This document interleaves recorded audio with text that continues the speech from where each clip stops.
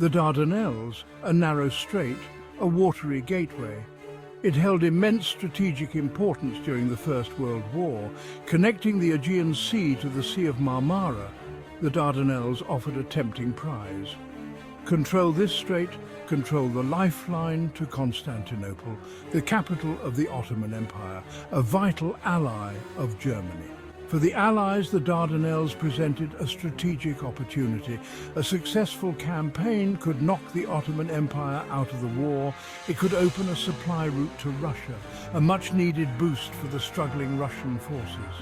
The Dardanelles whispered promises of victory, but the strait also held dangers. Heavily fortified, guarded by mines, the Dardanelles would be a tough nut to crack.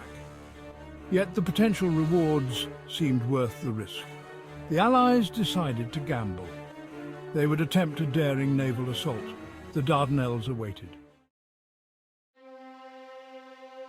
The Dardanelles campaign represented a clash of ambitions. On one side stood the Allied powers, Great Britain, France and their allies. They sought to break the stalemate on the Western Front. They looked to the Dardanelles for a decisive blow. On the other side stood the Central Powers, Germany and the Ottoman Empire. They recognized the strategic importance of the Dardanelles. They were determined to hold the strait, to deny the Allies their prize. For the Ottoman Empire, the Dardanelles was more than a strategic waterway. It was a gateway to their homeland, a symbol of their strength. The Ottomans would defend it fiercely. The stage was set for a titanic struggle. The naval battles of the Dardanelles campaign were a spectacle of fire and steel. In February 1915, the first Allied ships entered the strait, their mission to silence the Ottoman forts. The bombardment began. The sea echoed with the roar of naval guns. The Ottomans responded with determination. Their gunners, though outnumbered, fought back with skill. Mines claimed Allied ships. The waters of the strait churned. The battles raged for weeks. Each side suffered losses, yet neither could gain a decisive advantage. One of the most dramatic encounters was the Battle of the Narrows. On March 18, 1915, a powerful Allied fleet attempted to force the strait. They faced a storm of fire. Mines claimed 3 battleships. Others were crippled. The Allies were forced to withdraw. The Ottoman defences had held. Admirals and dreadnoughts, key figures of the Dardanelles. The Dardanelles campaign saw legendary figures clash on a watery battlefield. Admiral Sackville Carden, the initial British naval commander, believed in a methodical approach, wearing down the Ottoman defences. But his health failed and he was replaced.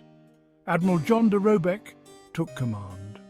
A cautious leader, he faced a difficult decision: continue the naval assault or wait for the army to land. The decision was made. Landings would begin at Gallipoli. On the Ottoman side, a young officer rose to prominence, Mustafa Kemal. He would later become known as Ataturk, the father of modern Turkey. Kemal's leadership and determination inspired his troops. He rallied them against the Allied onslaught. A costly stalemate. The outcome at the Dardanelles. The Dardanelles campaign ended in a costly stalemate. The naval attacks failed to break through the Ottoman defences. The landings at Gallipoli resulted in a bloody stalemate. Both sides suffered heavy casualties. The Allies, after months of fighting, were forced to evacuate.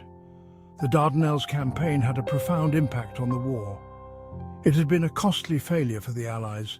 It had a significant impact on morale. The campaign also had long-lasting consequences. It fueled nationalist sentiment in Turkey and contributed to the decline of the Ottoman Empire. The Dardanelles campaign serves as a reminder of the brutal realities of war. It is a story of courage, sacrifice, and ultimately, futility. The waters of the Dardanelles hold the memory of a conflict that shaped the 20th century.